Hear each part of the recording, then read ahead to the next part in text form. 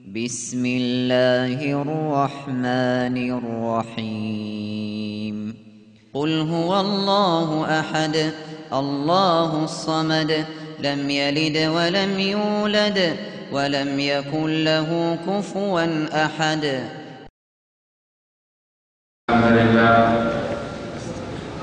إن الحمد لله والصلاة والسلام على رسول الله أما بعد সংক্ষিপ্ত হামদ এবং সানা করি আজকে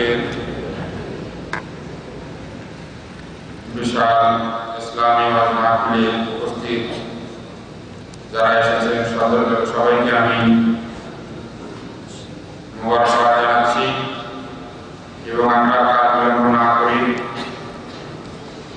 আমরা এখনই আমাদের অনুষ্ঠানের মূল পর্বে প্রবেশ করতে যাচ্ছি। তো অনুষ্ঠানের শুরুতেই কালামের মাঠ থেকে তেলাওয়াতের জন্য আহ্বান করছি আব্দুল বাসির ছাত্র আব্দুল গফফার ইসলামিক সেন্টার, তাকে কোরআন তেলাওয়াতের জন্য আহ্বান করছি। আসসালামু আলাইকুম ওয়া রাহমাতুল্লাহি ওয়া বারাকাতুহু। أعوذ بالله من الشيطان الرجيم بسم الله الرحمن الرحيم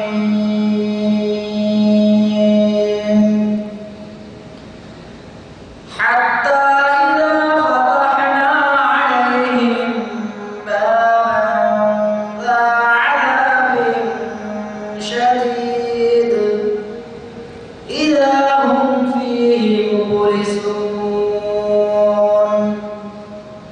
وهو الذي أنشأ لكم السمع والأبصار والأفئدة قليلا ما تشكرون মাশাআল্লাহ, আমরা এতক্ষণ তেলাওয়াতে কোরআন শুনলাম। এখন আপনাদের সম্মুখে ইসলামী সঙ্গীত নিয়ে আসছেন নূর আলম। আসসালামু আলাইকুম ওয়া রাহমাতুল্লাহি ওয়া বারাকাতুহু। জাগো জাগো জাগো রে জাগো মুসলিম, জেগে জেগে হও তাওহীদি মুসলিম। জাগো জাগো জাগো রে জাগো মুসলিম, জেগে জেগে হও তাওহীদি মুসলিম।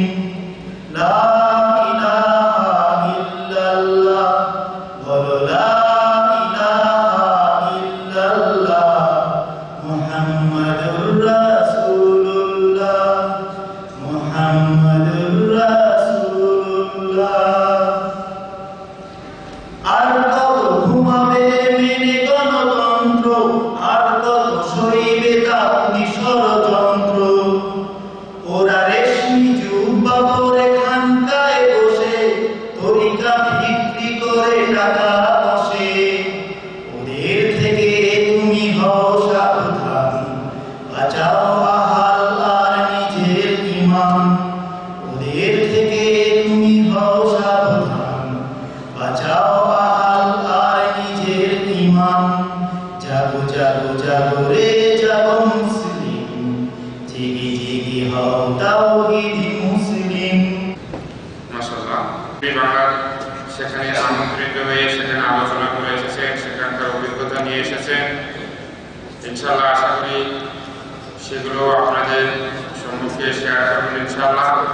এ পর্যায়ে সম্মানিত শেখ আহমদুল্লাহ দায়ী ইসলামিক সেন্টার 91 সম্মানিত সাহেবকে তার নির্ধারিত বিষয়ের উপর আলোচনা করার জন্য আহ্বান করছি। তাহলে তাফাদ্দাল মাশকুরা ওয়া মা'মুরা। السلام عليكم ورحمة الله وبركاته.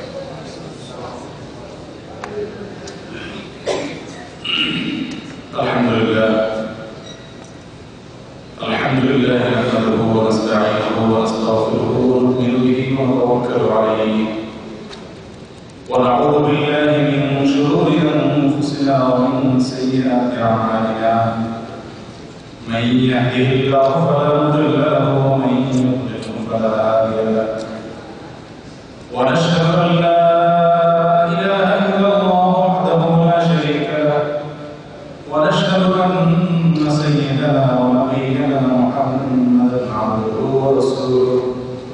أرسله بالحق بشيرا ونذيرا وداعيا إلى الله بإذنه وسراجا منيرا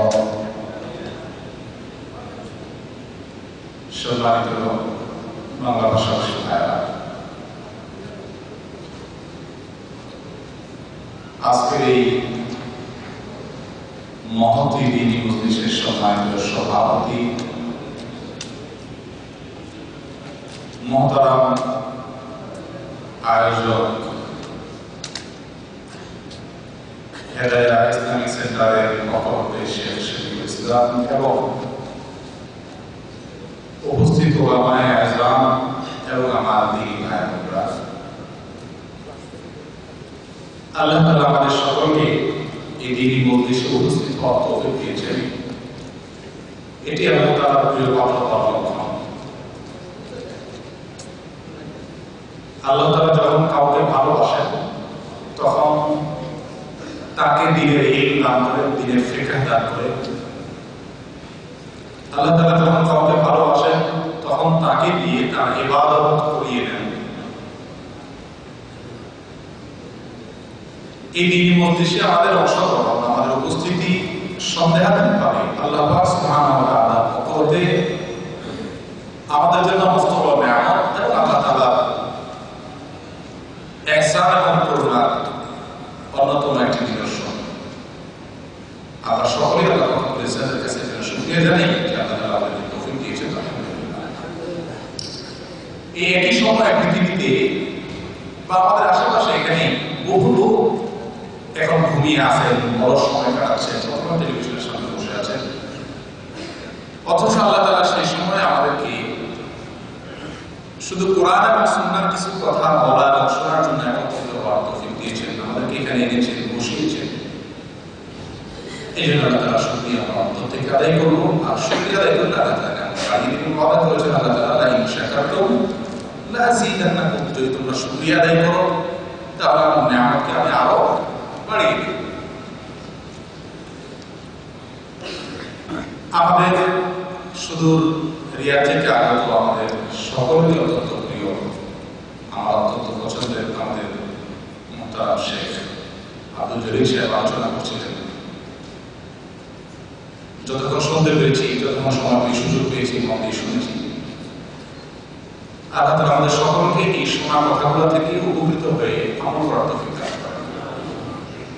আসলে দিন সম্পর্কে আমাদের যে কোনো কথা শোনার আগে কয়েকটা বিষয় আমাদের মাথায় থাকা দরকার। নাম্বার 1, আমরা শুনবো আমলের জন্য, নিজে শেখার জন্য এবং আমলের জন্য শুনবো।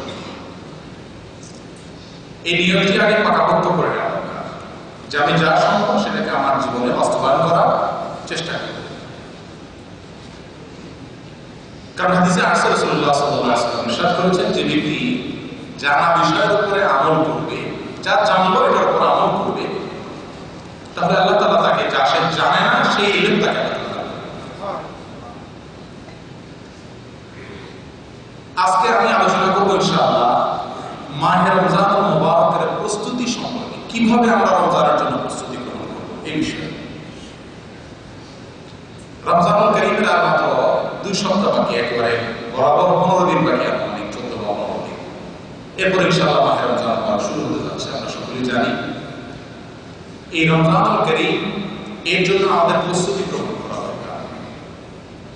কিভাবে প্রস্তুতি গ্রহণ করব, আমাদের সমাজে রমজানের জন্য কিভাবে প্রস্তুতি গ্রহণ করা হয়ে থাকে তার চিত্রগুলো কি কি, আর আমাদের উচিত কিভাবে প্রস্তুতি গ্রহণ করা, কি কি কাজ করলে রমজানের সঠিক প্রস্তুতি গ্রহণ হবে, এই জিনিসটি ইনশাআল্লাহ আমরা আলোচনা করব অত্যন্ত সংক্ষেপে। আর আলোচনার শেষে ইনশাআল্লাহ সবাইকে সম্ভব হবে না, যাদেরকে সম্ভব আমাদের আলোচনার সার নির্যাস এর ফটোকপি বাংলা লেখা আমরা দেওয়ার চেষ্টা করব ইনশাআল্লাহ। যে কোনো কাজ সঠিক প্রস্তুতি নেওয়া মানে হলো কাজের অর্ধেক পরিপূর্ণ হয়ে যায়। যে কোনো কাজ ভালো করে যখন প্রস্তুতি নেওয়া হয় তখন কিন্তু কাজটা অর্ধেক কাজ অগ্রসর হয়ে যায়, ঠিক কিনা? এই যে আমাদের সেনাবাহিনী, বাংলাদেশের সেনাবাহিনীর কথা বলছি, খুব সুনাম আছে, তাই না? কেন?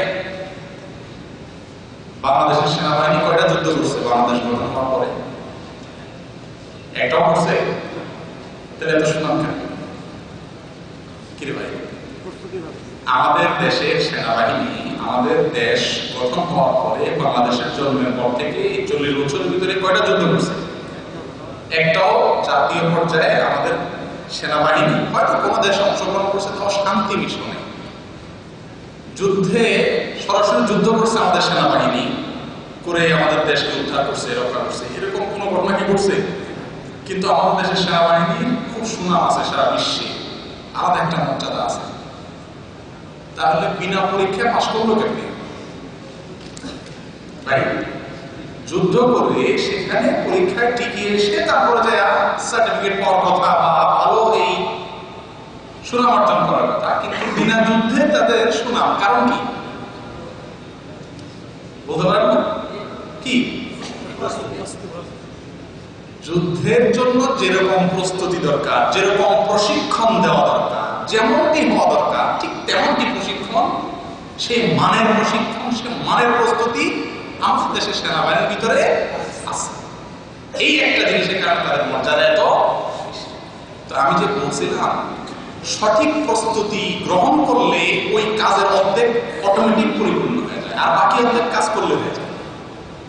তার একটা প্রমাণ দেওয়া লাগে যে সেনাবাহিনীর লোকেরা এমন ভাবে প্রশিক্ষণ দেয় যে প্রশিক্ষণটি প্রমাণ করে যে এরা একটা কিছু করতে পারবে।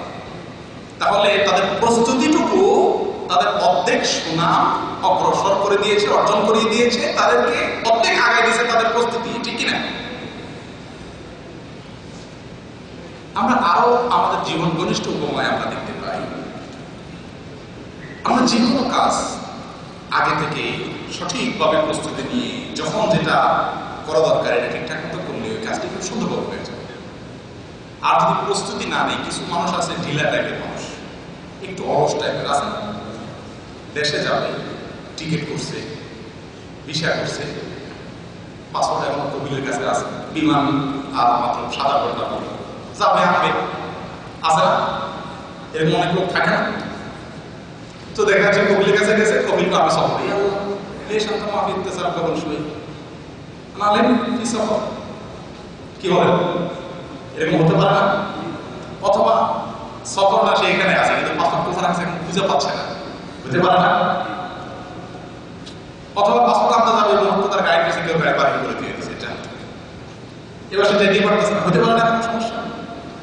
এখন এই লোকটা সফরের পদে পদে সমস্যা হওয়ার সম্ভব, আল্লাহ না করুক তার ফ্লাইট মিস হওয়ার সম্ভাবনা থাকবে। কেন? কারণ সে সফরের জন্য যেভাবে প্রস্তুতি নেওয়া দরকার, যখন যে কাজটি প্রস্তুতি নেওয়া দরকার এটা সে নেই না। কথাটা কি?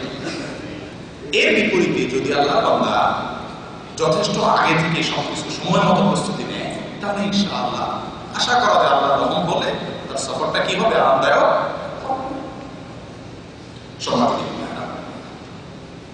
তাহলে রমজানুল কারীম আসছে আমাদের সামনে, এটি আমাদের জীবনের সবচেয়ে বড় সুযোগ।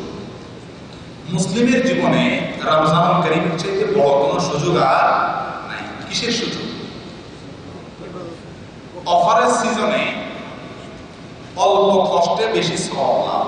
এই যে বিভিন্ন সময় পান্ডা অফার দেয় না, কেমন সপ্তাহ অফার দিচ্ছে, এই অফার মানে কি? অল্প পয়সা বেশি সওয়াব, লাভ হয়ে যাচ্ছে। কোনো কোনো মালে দেখা যায় যে কোম্পানির কোনো লস হওয়া সম্ভব, ঠিক কিনা? এই অফার গ্রহণ করার যে সিজন, এই সিজনটা রমজানুল কারীম। অল্প পুঁজিতে বেশি ব্যবসা করে ফেললে ওই ব্যবসায়ীকে সফল বলা হয় না। এই রমজানের 30 দিনের ইবাদতে অনেক দূর অগ্রসর হয়ে যাওয়ার সুযোগ থাকে। এই জন্য এটা হলো একজন ইমানদারের জন্য অফারের সিজন। এর জন্য আগে থেকে তাকে প্রস্তুতি নিতে হয়। যে কাজ যত গুরুত্বপূর্ণ তার জন্য প্রস্তুতিও তত বেশি আগে থেকে তত গুরুত্বের সাথে নিতে হয়। অতএব রমজানুল কারীমের প্রস্তুতি আমাদের নেওয়া দরকার, ঠিক কিনা ভাই? রমজানুল কারীমের প্রস্তুতি শুধু নয়, ইসলাম যত ইবাদতের কথা বলছে প্রত্যেকটি ইবাদতের দেখবেন আদায় করার অনেক আগ থেকে তার অনেকগুলো পূর্ব প্রস্তুতি ধাপে ধাপে হয়ে তার মেইন ইবাদতে আসা একটা সুন্দর একটা রোড ম্যাপ ইসলাম দিয়ে দিয়েছে। এই যে সালাত, ধরে কি সালাত শুরু করি আমরা, সালাতের আগে তার প্রস্তুতি নেই, কতগুলো কাজ থেকে তার প্রস্তুতি শুরু হয়। সালাতের ওয়াক্ত হয়, ওয়াক্ত হওয়ার পর থেকে তার আস্তে আস্তে প্রস্তুতি শুরু হয়। একটি একটি কাজ করে আমরা আমাদের কাপড়কে পবিত্র রাখি, জায়গাকে পবিত্র করি, ওযু করি, তারপরে পেশাব ব্যাগ পায়খানা ব্যাগ থাকলে সেগুলো সারি, এগুলো সবগুলো প্রস্তুতি গ্রহণ করি কিসের জন্য? সালাত আদায়ের জন্য, নামাজ আদায়ের জন্য।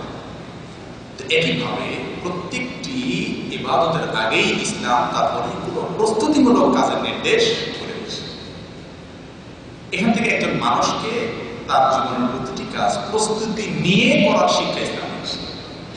সম্মানিত ভাইরা, আল্লাহ সুবহানাহু ওয়া তাআলা কোরআনে কারীমের সূরা তাওবা আয়াত নম্বর 46 এখানে আল্লাহ তাআলা বলেন, ওয়ালাউ আরাদুল খুরুজ লা'আদু লাহু উদ্দা। জিহাদের ডাক যখন আল্লাহ রাসূল সাল্লাল্লাহু আলাইহি ওয়াসাল্লাম দিয়েছিলেন, তো অনেকেই পিছপা হয়ে গিয়েছিল, যায়নি, তারা ছিল মুনাফিক। এই মুনাফিকদের সম্পর্কে আল্লাহ তাআলা বলছেন, তারা যদি যুদ্ধে যাওয়ার মুরদ তাদের থাকতো, আসলে যদি গরজ তাদের থাকতো যে তারা যুদ্ধে যাবে, জিহাদে যাবে, তাহলে অবশ্যই তারা যেতে যাওয়ার আগে কি করত? প্রস্তুতি নিয়ে রাখত। তারা শেষ মুহূর্তে ওযু খাড়া করছে না যাওয়ার জন্য, মূলত তারা যে আসলেই জিহাদে যাওয়ার ইচ্ছা তাদের নাই, এটা প্রমাণ হলো তারা আগে থেকে কি নেয় নাই? প্রস্তুতি। এই আয়াত থেকে কি বুঝলাম আমরা? আগে থেকে যথেষ্ট আগ থেকে প্রস্তুতি নেওয়া আপনার যে কোনো কাজকে আপনি ভালোভাবে আদায় করতে চাচ্ছেন, আপনার সদিচ্ছার প্রমাণ। এখন আপনি কি রমজানকে আসলেই আপনার জন্য সুযোগ মনে করেন? রমজানকে আসলেই আপনি কাজে লাগাইতে চান? তার প্রমাণ হবে কি দ্বারা? আপনার প্রস্তুতি নেন। আচ্ছা ভাই, আমরা যারা আলহামদুলিল্লাহ এখানে আছি, যাদের বয়স 40 বছর, প্রথম 15 বছর বাদ দেন, তারা আলহামদুলিল্লাহ তাদের জীবনে 25টি বছর চলে গেছে, অর্থাৎ 25 বার রমজান আসছে। যাদের বয়স 45 বছর, তাদের 30 বার রমজান আসছে। এইভাবে আমাদের জীবনে 25 বার বা 30 বার বা 35 বার রমজান যে আসছে, এই 35 বার রমজানের ভিতরে একটি রমজানও কি আমাদের এমন হয়েছে যে রমজানের আগে রমজান আমি কিভাবে কাটাবো, কিভাবে এই ইবাদতের অল্প সময়ে বেশি সওয়াব কামায়ের সিজনটাকে আমি কাজে লাগিয়ে আমি লাভবান হবো, তার জন্য আমরা প্রস্তুতি নিয়েছি? এরকম কি আছে? যদি থাকে, মেহরবানি করে কেউ বলেন যে আপনি কি প্রস্তুতি নিয়েছেন। যদি কেউ বলেন, আমি খুশি হব যে রমজানের আগে রমজান মাসের জন্য আপনি প্রস্তুতি নিয়েছেন। প্রস্তুতির ক্ষেত্রে আমরা অনেক সময় আল্লাহর কাছে নামাজ পড়ে একটু দোয়া করতাম, আল্লাহ রমজানের যে নিয়ামত আপনি যেটা কোরআন এবং হাদিসের মাধ্যমে প্রচার করছেন, সেই তৌফিক আমাদেরকে দেন, আমরা সে নিয়ামত ভোগ করতে পারি। এই ধরনের দোয়া। মাশাআল্লাহ, মাশাআল্লাহ, আলহামদুলিল্লাহ, বড় চমৎকার, অত্যন্ত সুন্দর কথা। ভাই বলছেন যে উনি রমজান আসার আগে দোয়ার মাধ্যমে আল্লাহর কাছে চেয়েছেন যে আল্লাহ, কোরআন এবং সুন্নাহ রমজানের যে ফজিলত, যে মর্যাদা, যে গুরুত্ব, যে সমস্ত আমলের কথা বলা আছে, আল্লাহ এগুলো যেন আমি করতে পারি, সে তৌফিক আপনি দিন। সুবহানাল্লাহ। এটা রমজান আসার আগে রমজানের প্রস্তুতির অংশ। আমি আগে থেকে আল্লাহর কাছে কি করবো? দোয়া করবো। চমৎকার, চমৎকার একটা। আর কেউ বলতে পারেন অন্য কোনো প্রস্তুতি? রমজান আসার আগে আপনারা কি প্রস্তুতি নিয়ে থাকেন? আপনি পরামর্শ না, আমাদের বাস্তব জীবনে আপনি নিচ্ছেন বা নিচ্ছেন রমজানের জন্য, যাতে আমি ভালো আমল করতে পারি অল্প সময়ে, এরকম প্রস্তুতির অংশ হিসাবে আপনি কি নিয়েছেন? আছেন কেউ? পাশাপাশি আমরা আর একটা প্রস্তুতি নিয়ে থাকি, যেমন রমজান মাসে দান খয়রাতের ব্যাপারে একটা কথা বলতে আল্লাহর কাছে সবসময় বলি, আল্লাহ যদি আমাদেরকে খুশি হয়ে কিছু টাকা পয়সা দেন, আমরা আল্লাহর কাছে দান করি, গরিব পাশ দাঁড়াবো, এই ধরনের দোয়া করতে। এটা দোয়ার মধ্যে শামিল। আর কোনো প্রস্তুতি? আমরা রমজান মাসের পূর্বে দোয়া করছিলাম আল্লাহর কাছে, আল্লাহ রহমত, রমজান মাসের রহমত, বরকত, মাগফিরাত, তিনটা ভাগ আছে। আল্লাহ এই রহমত, বরকত, মাগফিরাত আমাদেরকে নসিব করাইও। রহমত মাসের মধ্যে সবে কদর নামে একটি রাত আছে, আল্লাহ তার রহমত আর বরকত আমাদের বাড়িতে নসিব করাইও। আল্লাহ এভাবে দোয়া সবসময় রাখতে। বুঝা গেছে মোটামুটি, অর্থাৎ দুটো ভাইয়ের কথা একই রকম, মানে দোয়ার মাধ্যমে প্রস্তুতি ওনারা নেবেন, এটা ভালো একটা দিক। কিন্তু এখানে একটা বলে রাখা দরকার আপনার কথা প্রসঙ্গে, একটা দোয়া আছে রজব মাসে দোয়াটা করার কথা হাদিসে আসে, আল্লাহুম্মা বারিক লানা ফি রজব ওয়া শাবান ওয়া বাল্লিগনা। এই হাদিসটি, এই দোয়াটি যে হাদিসে আসছে সেই হাদিসটির সনদ সম্পর্কে মুহাদ্দিসিন একরাম বলেছেন এটি হলো সহিহ না, যঈফ। অতএব আমরা আল্লাহর কাছে, কিন্তু অর্থটা ঠিক আছে, অর্থটার মধ্যে কোনো সমস্যা নাই, এই অর্থে তো আমরা করতে পারি, কিন্তু রাসূল সাল্লাল্লাহু আলাইহি ওয়াসাল্লামের শেখানো দোয়া হিসেবে আমরা করব।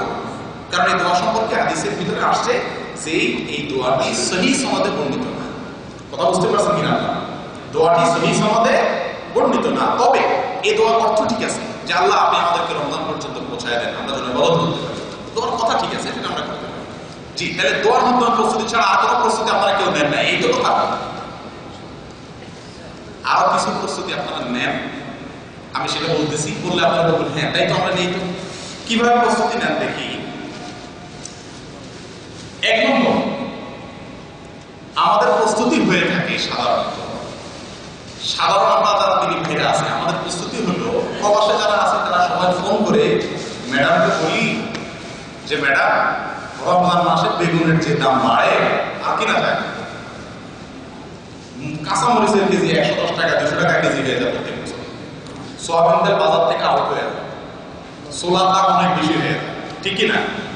এই জন্য আমরা রমজানের প্রস্তুতির অংশ হিসেবে ম্যাডামকে বলি যে আগে ভাগে 1 মাস আগে 10 লিটার তেল কিনে তুলা, বেগুন, বেসন, তারপরে যে সোলা, চিনি, কাঁচামরিচ এগুলো কিনে আগে ওই ফ্রিজে রাখবো। এই কাজটা করি না আমরা? তা আপনারা তো একটু বলে কিছুই করে না। এটা একটা। আরো প্রস্তুতি আছে, আরেকটা প্রস্তুতি করে প্রবাসীরা। এখন আমার জানা মতে বাংলাদেশিদের বিশেষ করে আমরা জানি প্রচুর ভিড় সিকুতে। কেন ভিড় জানেন? কারো করতে হয়েছে। কালকে একজনের রুমে যাবো, ফোন দিচ্ছি যে আপনাদের রুমে আসতেছি, একটু দেখা সাক্ষাৎ করবো, অনেকদিন দেখা সাক্ষাৎ হয় না, তিনি কিছু ভাই তো বলে যে শেখ আমরা তো সিকুতে আসছি। কেন সিকুতে আসছেন? উনি সিকু যায় না সাধারণত, আমি জানি। তো বলে যে না, দেশে কিছু মাল সামান পাঠাবো। তো এখন কিন্তু খবর নিয়ে দেখবেন প্রতি 5-10 জন একজন মাশাআল্লাহ দেশে মাল সামান পাঠাচ্ছে। উদ্দেশ্য কি? এই সিজনে মাল সামান পাঠানোর মূল উদ্দেশ্য কি? সামনে রমজান আসতেছে, ট্যাংটা লাগবে, খেজুর গুঁড়া দরকার, ঠিক না? ঈদ আসতেছে, সেই হিসাবে কিছু সামান দরকার, জামা কাপড় দরকার। তো এগুলো আমাদের রমজানের প্রস্তুতির অংশ। আমরা রমজানের প্রস্তুতি নেই, আমাদের প্রস্তুতি দেখলে মনে হয় এটা খাবারের মাস। কিসের মাস? এটা মহাভোজনের মাস, এটা খাবারের উৎসবের মাস, এটা হলো পেটুকদের মাস। আমাদের ভাবখানা এমন না। রমজানের যত প্রস্তুতি আছে আমাদের সমস্ত প্রস্তুতির হাবভাবটা হলো এমন যেন আমরা মাথায় গামছা বাঁধতেছি কিসের জন্য? খাবারের জন্য। যেই মাসে আল্লাহ তাআলা স্বাভাবিক খাবারের সময় পর্যন্ত কমায় দিয়েছেন, 12 ঘন্টা খাবারে নিষেধ করে দিয়েছেন, 24 ঘন্টার মধ্যে দিনের বেলা খাবারে নিষেধ করে দিয়েছে, সে মাসে বরং আমরা খাবারের জন্য আরো বেশি কি করি? এটা কি রমজান মাসের সঠিক প্রস্তুতি হলো ভাই? কি বলেন? সবাই একমত না? এটা কি সঠিক প্রস্তুতি হয়েছে? আপনারা বুঝতে পারছেন না? বুঝতে বলতেছেন না কেন? আমাদের দেশে যখন যেই বেচারা বাণিজ্য মন্ত্রী থাকে, আমার মনে হয় তার মনে প্রাণে দোয়া থাকে সে যে আল্লাহ এই রমজান মাসটা যেন তুমি ইজ্জত রক্ষা করো। কারণ আমরা জানি প্রত্যেক বছর রমজানের আগে বাণিজ্য মন্ত্রী বেচারার অবস্থা কাহিল হয়ে যায়। কেন কাহিল হয়? চিনির দাম 4 গুণ বেড়ে যায়, পত্রিকা তার সমালোচনা আসে, টকশোতে তার সমালোচনা আসে। বাণিজ্য মন্ত্রণালয়ের লোকেরা বেচারারা অন্য মাসে যা আমদানি করে বাহির থেকে, সোলা, চিনি, এই রমজান আসলে তার অনেক বেশি আমদানি করে, তারপরে বাজার ধরে রাখতে পারে। কাহিনী কি ভাই? রমজানে কি বাংলাদেশে 16 কোটি মানুষের সংখ্যা 20 কোটি হয়ে যায় নাকি? বাইরের থেকে মানুষ কি রমজান মাসে আসে নাকি? বাংলাদেশে মানুষ তো যেগুলো ছিল সেগুলোই, তাহলে খাবারের টান পড়ে না। কাহিনী কি? এমন খাওয়ান খায়, এমন খাবারের জন্য এমন প্রস্তুতি নেয় রমজানের 1 মাস আগ থেকে, সুবহানাল্লাহ, যে বাজারের টান পড়ে যায়। ঠিক না? সরকার মানুষের ইবাদতের জন্য কি প্রস্তুতি নেবে? মানুষের খাবার জোগান দিয়ে করবে, ঠিক না বেটি? সোলা, চিনি, মুড়ি, বেগুন, বেসন, সুবহানাল্লাহ, এগুলা পত্রিকায় দেখবেন প্রথম 2-3 রমজান গেলে একেবারে, আমি তো জন্ম ঘর থেকে এই চিত্রই দেখতেছি, এর ব্যতিক্রম কিছু দেখি না আমাদের দেশে। 2-3 রমজান চলে গেলে দেখবেন হ্যাঁ বেগুনের কেজি 100 টাকা, অমুক জায়গায় ইফতারের বাহার 100 টাকা, কাঁচামরিচের কেজি হয়ে গেছে 300 টাকা, পাওয়া যাচ্ছে না, হাহাকার হয়ে গেছে।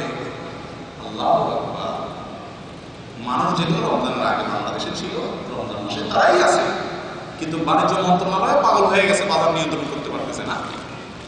আর আমরাও কেনার জন্য 1 মাস আগ থেকে প্রস্তুতি নিচ্ছি। এটা কি রমজানের প্রস্তুতি ভাই? তাহলে আপনারা তো বলছিলেন যে রমজান প্রস্তুতি নেন না, কিছু শুধু দোয়া করেন, 1 ভাই 2 ভাই বললেন, আর বাকিরা চুপ থাকলেন। এখন তো দেখা গেল অনেক প্রস্তুতি নেন নাকি? আচ্ছা, শুধু আপনারা প্রস্তুতি নেন, দোকানদাররাও প্রস্তুতি নেন। কিভাবে জানেন তো? কিভাবে? মজুত করে, স্টক করে। দোকানদাররা সোয়াবিনের আগের যা মাল আছে এগুলো সব সরায় রাখে, কারণ ক্রাইসিস সৃষ্টি হলে দাম বাড়ে, আর রমজানে বেশি দামে কিনতে হয়, আগে থেকে মাল কি করে স্টক করে। তাহলে আমরা ব্যবসায়ীদেরকে দেখি তাদের রমজানের প্রস্তুতি হলো একটি হারাম কাজের মাধ্যমে মাল মজুত করে, আর আমাদের সাধারণ মানুষের রমজানের প্রস্তুতি হলো কিভাবে? আগে থেকে খাবারের সব আয়োজন। আর মিডিয়ারও একটা প্রস্তুতি আছে। মিডিয়া ও সরকারের প্রস্তুতির কথা বললাম, সরকারও রমজানের প্রস্তুতি নেয়। কিভাবে সেটা? কোন দেশ থেকে সোনা আমদানি করতে পারবে, কোন দেশ থেকে খেজুর আমদানি করা যাবে, কোন দেশ থেকে চিনি আমদানি করা যাবে, এগুলো নিয়ে সরকার কি করে? প্রস্তুতি নেয়। আর মিডিয়া, রেডিও, টেলিভিশন, পত্র পত্রিকা, এরাও কিন্তু রমজানের প্রস্তুতি নেয় আমাদের দেশে। সেটা কিভাবে? কথা বলেন না। রমজান আসার আগে আগে, যথেষ্ট আগে থেকে এবারে ঈদের কি কি সিনেমা তৈরি হবে, ঈদের কোন দিনের কি কি নাটক দেখানো হবে, কোন দিনের কি কি প্রোগ্রাম থাকবে, পুরো মিডিয়াগুলা মহাব্যস্ত থাকে এটা প্রস্তুতি নিয়ে। কথা ঠিক না বলুন? তাহলে মিডিয়ার রমজানের প্রস্তুতি হলো নাটক সিনেমা তৈরি, সরকারের রমজানের প্রস্তুতি হলো সোলা বাসন বাহির থেকে আমদানি, দোকানদারের রমজানের প্রস্তুতি হলো মাল মজুত করা, আর আমাদের রমজানের প্রস্তুতি হলো রমজানের আগে ভাগে সব মাল স্টক করে ঘরে রাখা, খাদ্যের ব্যবস্থা করা। এই না রমজানের প্রস্তুতি? আর একটা এখন যোগ হয়েছে নতুন করে, সেটা হলো রমজান মাসে জামা বানাইতে দিলে টেলাররা নিতে চায় না, জাম হয়ে যায়, এই জন্য রমজানের আগে আগে ঈদের জামা কাপড় বানায়। এগুলো সব আমাদের রমজানের প্রস্তুতি।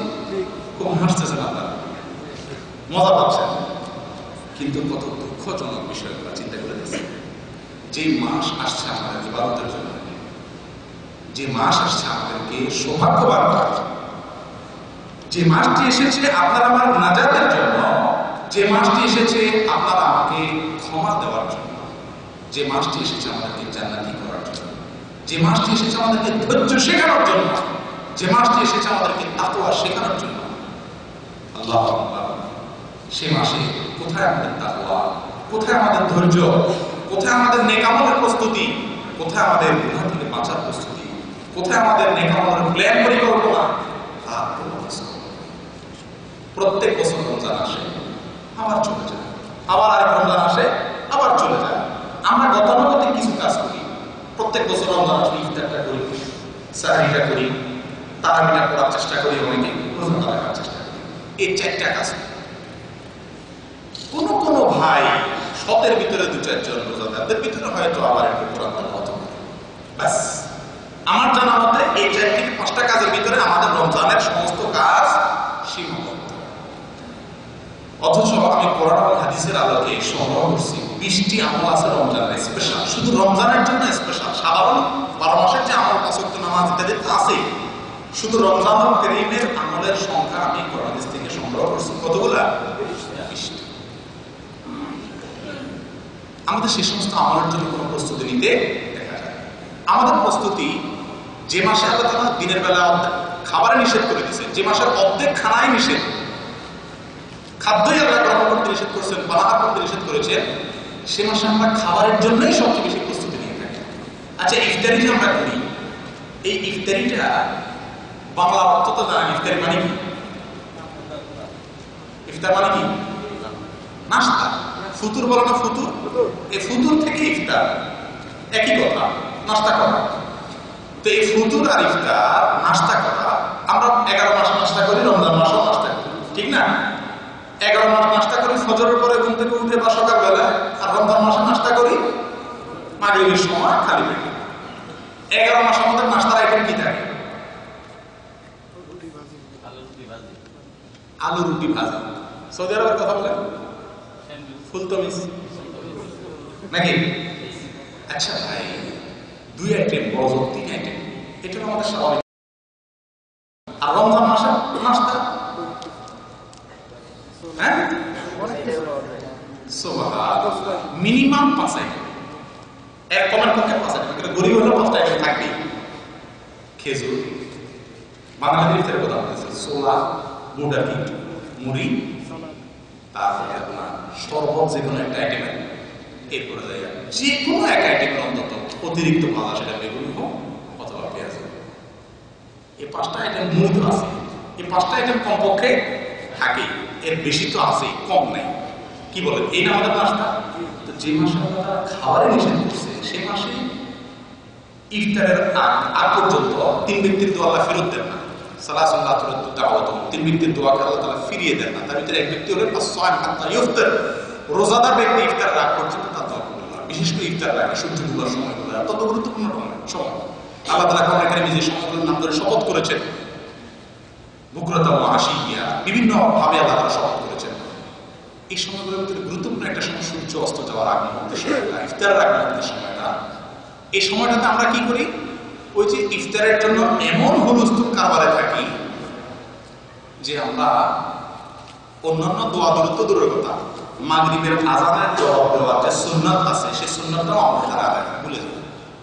অন্য মাসে যারা মাগরিবের আযানের জবাব দেয়, রমজান মাসে তারা বরং ইফতারের চাপে ভিড়ে ওই আমলটাও কি ছুটে যায়।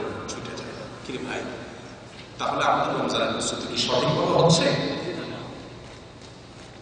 আমাদের রমজানের প্রস্তুতি দেখলে তো মনে হয় এটা বরং খাওয়া মাস আসতেছে, এটা আসতেছে পানাহার ত্যাগ করার মাস। আর আমাদের বাজারের হাবভাব দেখলে, প্রস্তুতির হাবভাব দেখলে মনে হয় এটা আসতেছে কিসের মাস? ভোগের মাস, ঠিক না? সমাজ যদি এখন আপনি যদি হঠাৎ করে পরিবর্তন হয়ে যান, যদি এখান থেকে ট্যাং না পাঠান, খেজুর না পাঠান, দেশের ফ্যামিলির লোকদেরকে রমজানের জন্য খেজুর, বেসন, ছোলা কিনতে না বলেন, সারা জীবন বলে আসছেন, যদি না বলেন আমাদের আওয়াজ শুনে, তো ওনারা বলবে যে পেটা বহির হয়ে গেছে, এমন এক খাবে, ঠিক না? কারণ আমরা তো তাদেরকে দিনের সঠিক তালিম দিতে পারিনি, আমাদের ব্যর্থতা, ঠিক না? অতএব আমাদেরকে কোরআন এবং সুন্নাহর আলোকে জানতে হবে যে আমাদের রমজানের সঠিক প্রস্তুতি কিভাবে হতে পারে। রাসূলুল্লাহ সাল্লাল্লাহু আলাইহি ওয়াসাল্লাম এর হাদিস আসছে তাবরানীতে, সেখানে তিনি বলেন, ইন্নাল্লাহা ইউহিব্বু ইযা আমিলা আহাদুকুম আমালান আন ইউতকিনা। কোন মানুষ যখন কোনো কাজ করবে, যে কোনো কাজ, ওই কাজটিকে সে সুন্দরভাবে, মজবুতভাবে, সুদৃঢ়ভাবে, ভালোভাবে করুক, এটা আল্লাহ তাআলার কাছে খুব পছন্দের। ঢিলা ঢালাভাবে কোনো কাজ করুক, কেউ আল্লাহ তাআলা এটা পছন্দ করেন না। যে কোনো কাজ করার মতো করো মানুষ, এটাই আল্লাহ তাআলা চান, এটাই আল্লাহর কাছে প্রিয়। আর ঢিলা ঢালাভাবে করলে ওটা আল্লাহর কাছে কি হয় না? পছন্দনীয় হয় না। রমজানুল কারীম আসছে, চলে যাবে, ইফতার করতেছি, হাঁটতেছি, যাচ্ছি, সাহারি করতেছি, তারাবি করতেছি, আমি গতানুগতিক ধারায় পার করে দিলাম রমজান। এটা আল্লাহর কাছে প্রিয় হবে নাকি রমজানের জন্য আমি আগে থেকে প্রস্তুতি নেব, সত্যিকার অর্থে প্রস্তুতি, সঠিক প্রস্তুতি, তাহলে আমি রমজানটা সঠিকভাবে আদায় করতে পারবো? এটা আল্লাহর কাছে বেশি প্রিয় হবে, কোনটা হবে? সমাজ তিনি ভাই, আমাদের দেশে মানুষ আজকে বাংলাদেশের সর্বরাত বলে আজকে রাত্রে দিন যায় রাত্রে না, সুবহানাল্লাহ, সারা বছরে আমাদের দেশে সবচেয়ে বেশি মানুষের ভিড় হয় শবে বরাতে, ঠিক না? মসজিদগুলোতে শবে বরাতের চাইতে বেশি ভিড় হবে।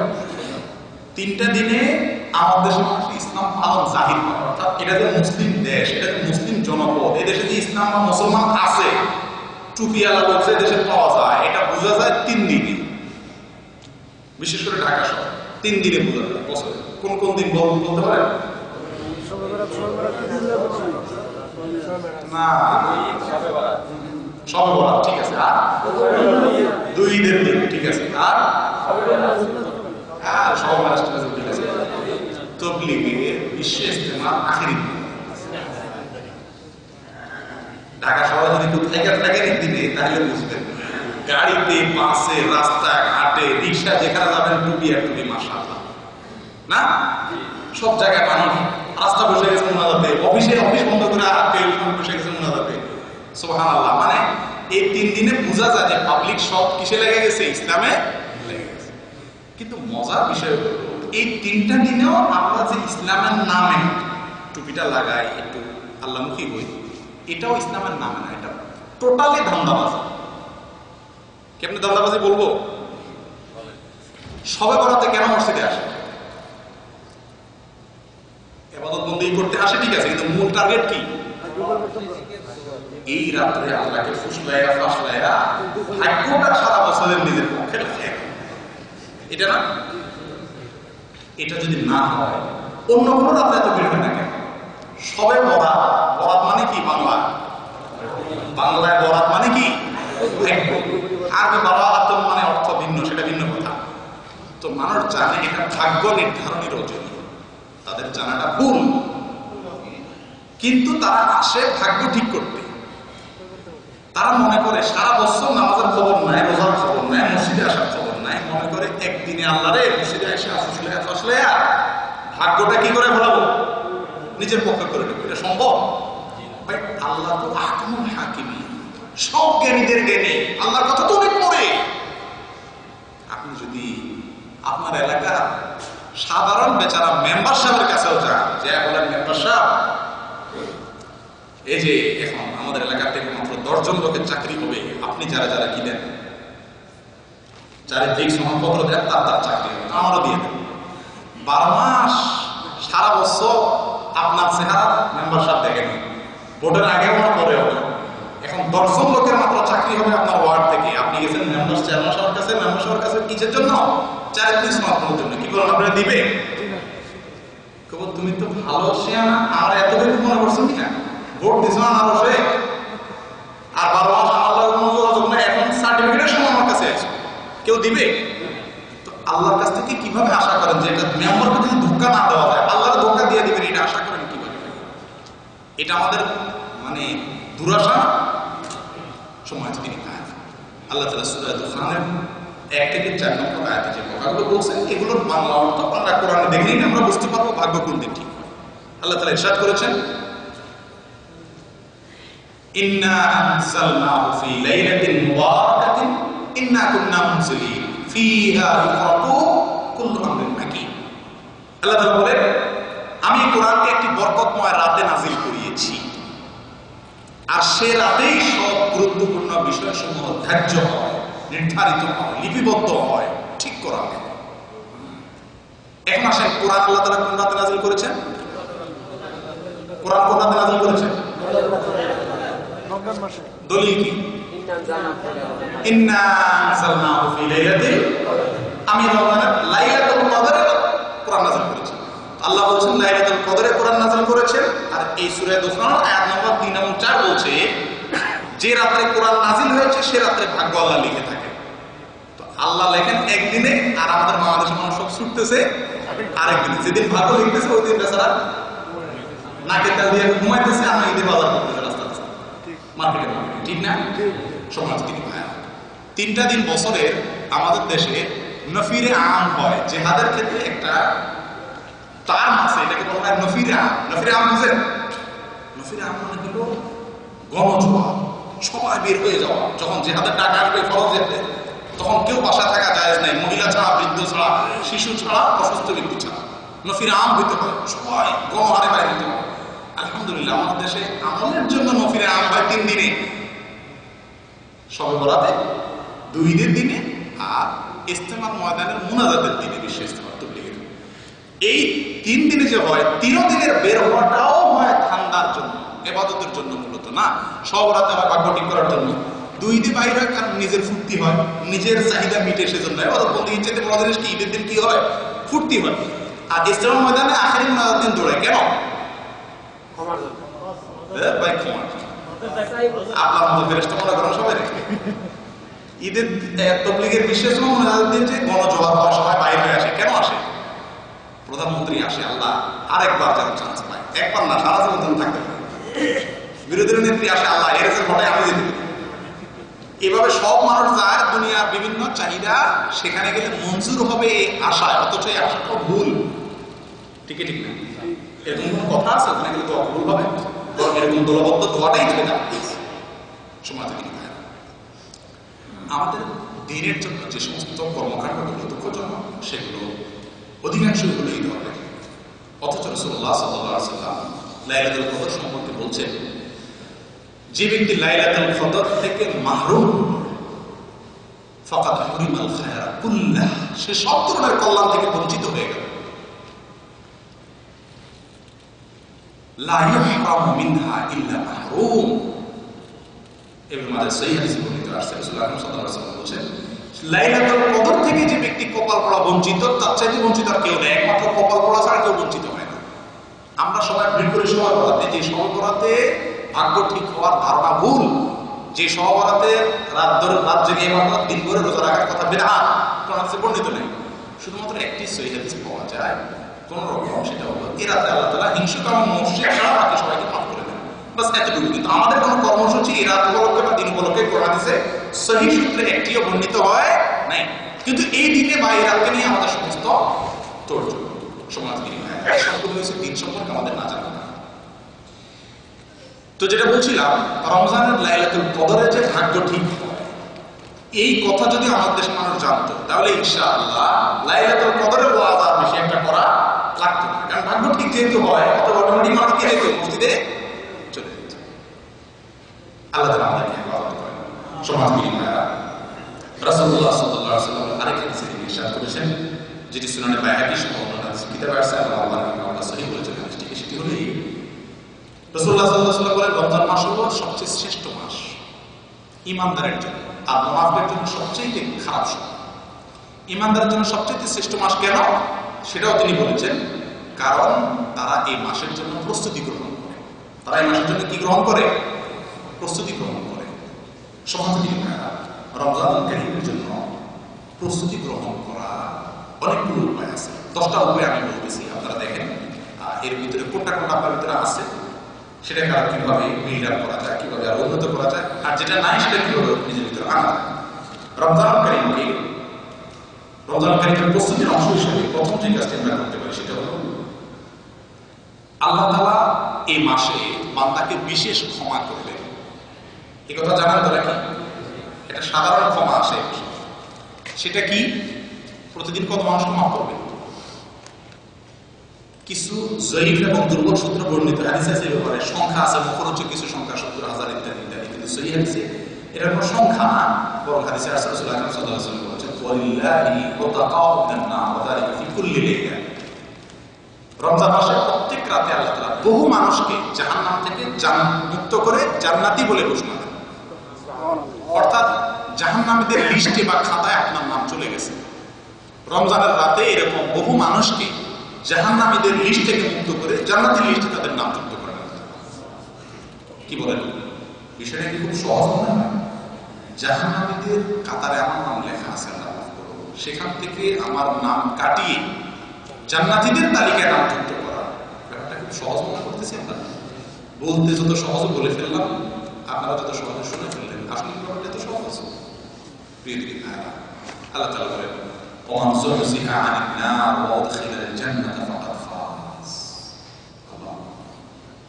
পৃথিবীতে সফলকে ভাই, সফলকে এই জগতে আমরা যতই সফলতা পাই, আসলে আমরা কেউই সফল হতে পারবো না। দুনিয়াতে সফল হওয়ার কোনো সুযোগ আছে? মানুষ ভালো পড়াশোনা করে, ভালো করে পড়াশোনা করে কেন? এটা ভালো রেজাল্ট পাবে। ভালো রেজাল্ট পাওয়ার জন্য ভালো পড়াশোনা করে, ভালো করে পড়াশোনা করে সে ভালো রেজাল্ট পেয়ে গেল, সফল হয়ে গেছে। কেন না? পাস করছে তো, ভালো ভালো নাম্বার পেয়ে পাস করছে, তাও সফল হয় না। কেন? কারণ এই রেজাল্ট পাইছে যে এখন তার চাকরি, এই রেজাল্টে চাকরি হবে যেমন কোনো গ্যারান্টি নেই, ভালো রেজাল্ট পায় রাস্তা রাস্তা করে, ঠিক কিনা? আচ্ছা, এরপরে ভালো একটা চাকরিও পেয়ে গেল, কি বলেন, তাকে সফল বলা যায়? কেন? কারণ চাকরি কয়দিন টিকবে না টিকবে, বসের মন্ত্র জয় করতে পারবে না পারবে, প্রমোশন হবে না হবে, রাগামাটি না খাগড়াছড়ি পালায়, কি হয় না কি হয় চাকরিতে, এটা একটা আশঙ্কা থাকে না? তার মানে চূড়ান্ত সফলতা সেও লাভ করতে পারে না। আচ্ছা, এরপর আমি চাকরিও পাইল, আলহামদুলিল্লাহ, একবারে পোস্টিংও হয়ে গেছে, ঘরের বাড়ির কাছে, বেতনও ভালো, সবই ঠিক আছে।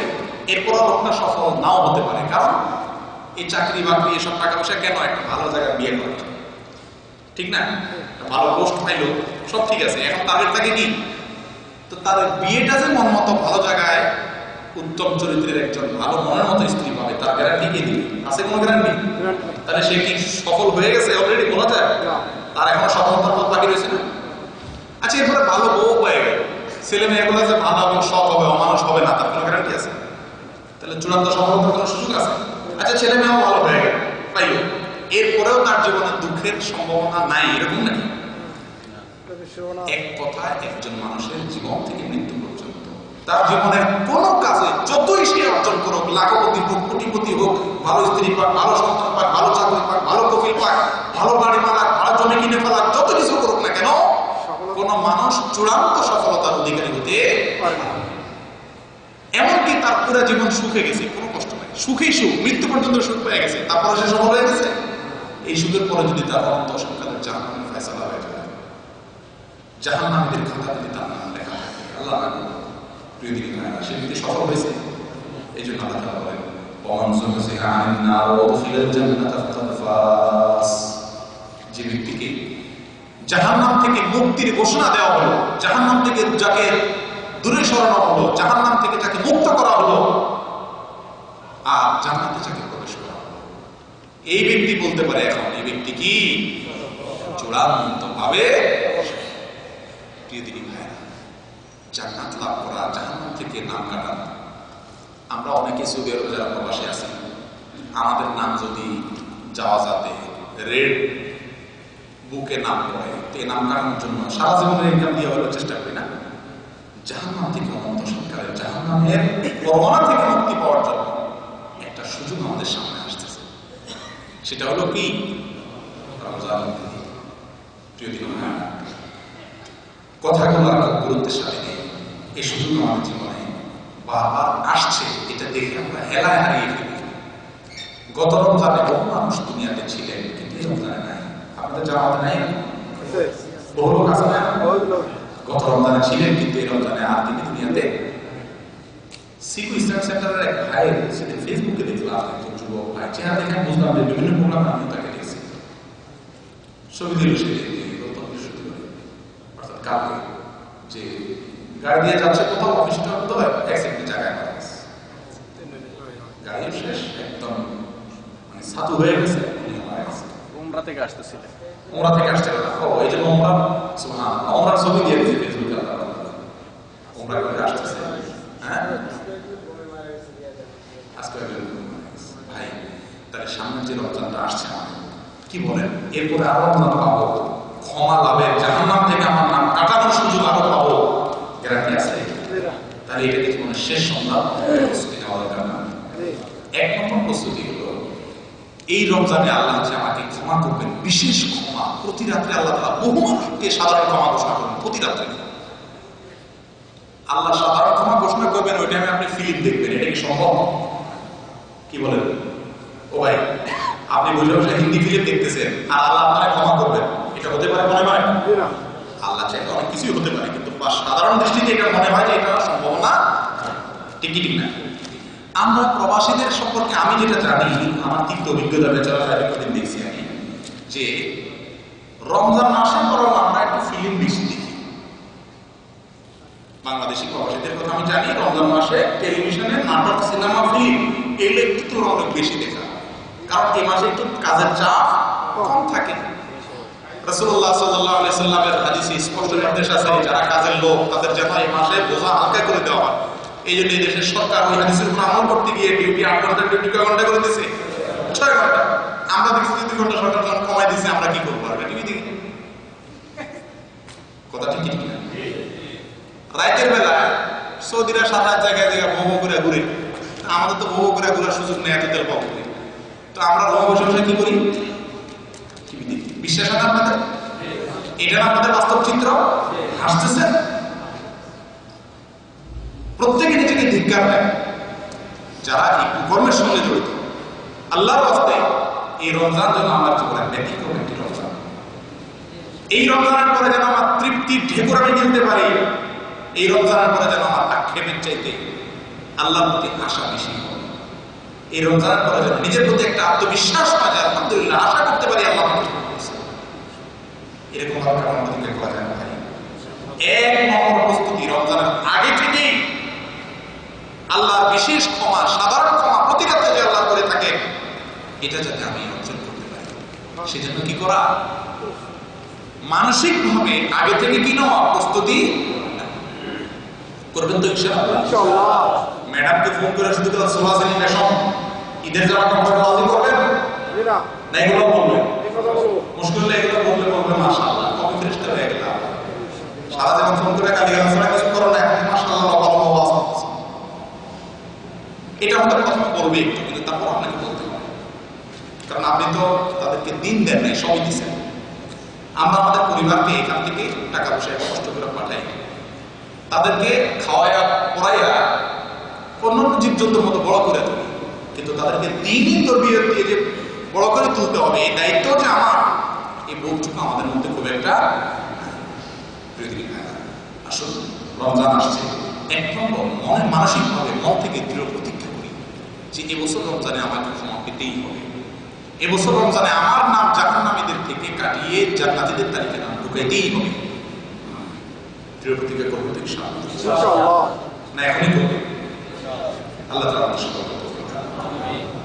সম্মানিত ইমাম, আল্লাহ তাআলা বলেছেন ওয়াল্লাযীনা জাহাদু ফীনা লানাহদিয়ান্নাহুম সুবুলানা। আল্লাহ বলেন যারা আমার পথে চেষ্টা করে, অগ্রসর হওয়ার চেষ্টা করে, আমি অবশ্যই অবশ্যই তাদেরকে আমার পথ দেখিয়ে দিই। আপনি যদি দৃঢ়ভাবে প্রতিজ্ঞা করেন, মন থেকে গভীর ইচ্ছা করেন যে আমার জীবনের যত কষ্ট হোক, এই বছর রাতে আল্লাহ সবাইকে মাফ করেন, আর রাতে বসে আমি ফিল্ম দেখি রুমে, এটা তো হতে পারে। আমি আল্লাহর কাছে মাফ চাই, তার নামাজ শেষ হয়ে গেল, হয় ঘুমায় যাবো আগে আগে, যাতে ভোর রাতে আমি একটু আগে আগে উঠতে পারি, এই নিয়তে সাহরির পাশাপাশি যাতে আমি আল্লাহর কাছে দোয়া করতে পারি। ভোর রাতে আল্লাহ তাআলা দুনিয়ার আসমানে নেমে আসেন এবং মানুষকে ডাক দেন, তোমাদের মধ্যে কেউ আছে নাকি যে ক্ষমা চাইবে, আমি ক্ষমা করবো, রিজিক চাইবে, আমি তাকে রিজিক দিব।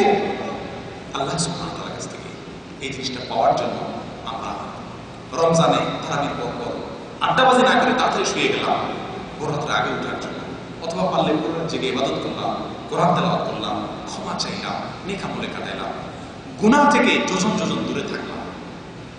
কি বলেন? ইচ্ছা করা যায় না?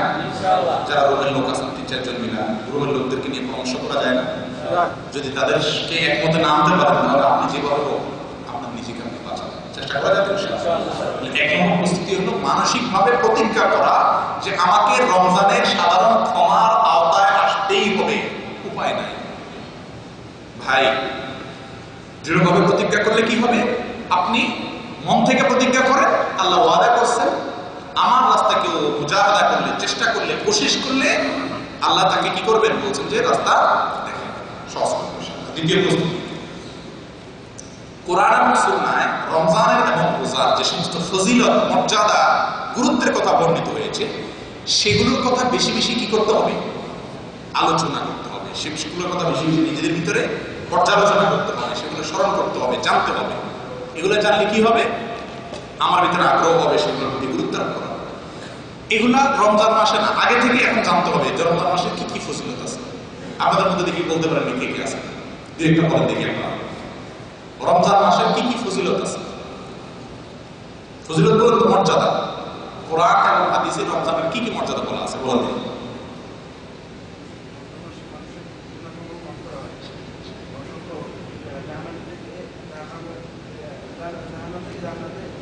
মাশাআল্লাহ, একটা ভাই বললেন মাশাআল্লাহ, যদি নকল করে বলছেন এটা হয়েছে, বলছেন মাশাআল্লাহ।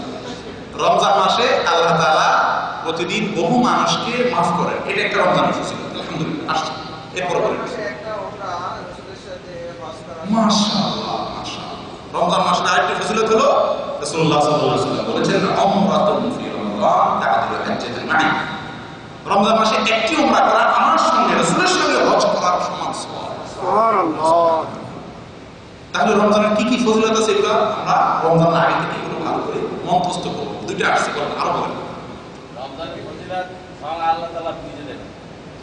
রমজানের না, এটা রোজা, রোজার বিনিময় হাদিসে কুদসিতে আসছে রাসূলুল্লাহ সাল্লাল্লাহু আলাইহি ওয়াসাল্লাম বলেন যে আল্লাহ তাআলা বলেছেন আসসিয়ামু লি ওয়া আনা আজজি বিহি। বান্দা রোজাটা আমার জন্য রাখে আর এর বিনিময় আমি আল্লাহ নিজেই। তাহলে আল্লাহ নিজেই দিবেন। আচ্ছা, আল্লাহ কি দিবেন এটা কিন্তু বলেন, লক্ষ্য করছেন? রমজানের মর্যাদা কি দিবেন আল্লাহ এটা বলছেন? কেন আল্লাহ বলেন নাই উনি দিবেন? এটা উনি নিজে হাতে দিবেন। কি দিবেন সেটা বললেন। আচ্ছা, সাধারণত এগুলো তো বিশেষ পুরস্কারের ক্ষেত্রে হয়ে যায়, কি বলেন? সাধারণ পুরস্কার হলে তো সবার সামনে দিয়ে দেয়, আর স্পেশাল পুরস্কার হলে কি বলে? তোমাকে আমি দেখবো, আমার কাছে আছে। তার মানে কি স্পেশাল কিছু, ঠিক না ভাই? একজন মানুষকে যদি বলা হয় ভাই আপনি এখান থেকে ওই বোতলটা ওখানে ফালা দিয়ে আসলে আপনার পুরস্কার আছে, তো এটা যদি ওখানে ফালা দেওয়ার বিনিময়ে 10 রিয়াল দেয়, এটা বিশ্বাস জন্য। আর যদি এর বলে ভাই বোতলটা আপনি বাইরে ফালা দিয়ে আসেন আপনারা 10,000 রিয়াল দেন, বিশ্বাস করবে? ঠিক না? বিশেষ কোন পুরস্কার হলে সেটা মানুষ গ্রহণ করে, ঠিক না? নিশ্চয়ই রমজান মাসে আল্লাহ বিশেষ কোন রোজার বিশেষ কোন বিনিময়। আমরা প্রবাসীদের ভিতরে অনেক লোক আছে, আল্লাহ মাফ করুন, যারা রমজান মাসের দিনের বেলায় কষ্টের ডিউটির কারণে রোজা রাখেন না, নামাজ পড়ে নিয়মিত, এবং বহু লোকের কথা আমরা জানি। বিশেষ করে যারা বড় দিয়ে ডিউটি করে এই মহাবিদ্যালয়ে, সেখানে আমরা অনেক লোকের অভিযোগ শুনছি যে সেখানে তারা রোজা রাখেন। আলহামদুলিল্লাহ পরবর্তীতে সেখানে আমরা কয়েক দফা আলোচনা করে এটার মাত্রা অনেক কমে আসছে।